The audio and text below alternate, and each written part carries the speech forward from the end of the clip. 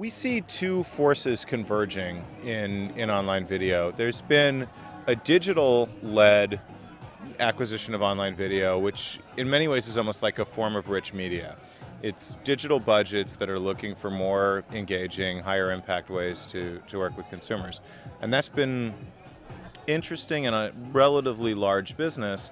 But what we're also starting to see now is that television buyers are recognizing the fact that consumers are really engaging with content across four screens, and that the notion of siloing behavior on just the television or just the tablet doesn't make as much sense. And so we're starting to have much more interesting conversations with the TV buyers and on the TV client side, saying, how do we engage this consumer regardless of the screen that they're engaging on? And so we're seeing television budgets that it's not shifting from television to digital, it's expanding to incorporate the digital channels that consumers are playing in.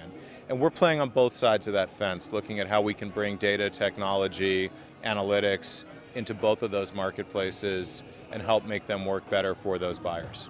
We're certainly hard to work with because we're these big sprawling enterprises, and we feel that ourselves internally as well.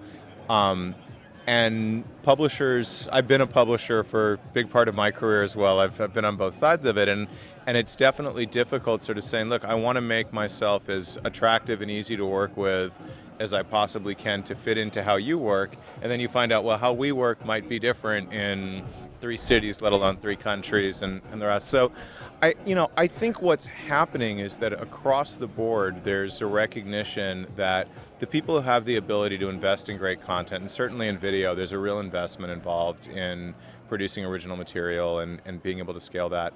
And the people on the buy side are saying working more closely in a much more integrated way is important to both parties. And so I felt Randy's pain, quite frankly, being on the other side of the fence for a lot of my career. I do think the points we made on the panel are right, though, that out of necessity on everybody's part, we're finding ways to work together more efficiently and more effectively. And you'll see some stratification there because the people who have the ability to invest alongside of us in that will benefit disproportionately. One of the things that's amazing is that the private equity industry in this country is investing billions of dollars in solving marketing problems and doing it on their dime, right? And that's a phenomenal, phenomenal opportunity, despite the fact that it creates a lot of questions about this DSP versus that DSP or this, that, and the other thing. What it means is that some of the smartest minds in the country are being pulled out of colleges and stuck in solving problems that benefit marketers tremendously. And we started very early on with this perspective that we didn't want to compete with the innovation that was happening in the space. We wanted to harness it. And if somebody wants to go spend $1 billion helping my customer, I should be finding ways to make that easier for them and to bring that to my clients.